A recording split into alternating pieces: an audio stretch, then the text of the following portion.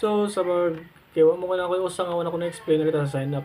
So like for example, email Marian like Marian at gmail.com. Name niya kay Marian. Username Marian 20. So password na to kay 12345.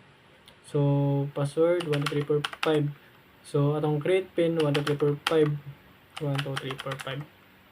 12345. So di ba naaman tay 12345 nga pin ganiha? Tanawa sa atong database. So dire natay yang pin ni ID user 1 kay 12345.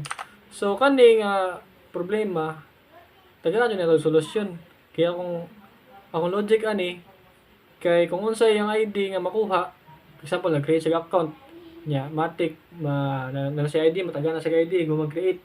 So kato yang ID mapun-an ang mukan continent yang pin sa yang sa mamin mukan continent ang pin sa yang ID. So register na to. So dara kay 12345 man ato ang kuan ganiha. Atong pin.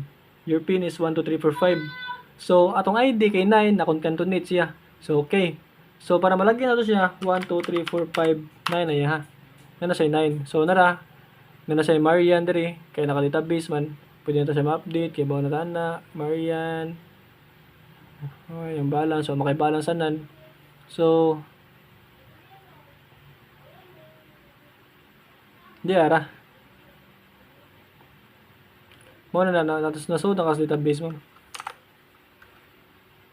Transaction history, wala pa ka history.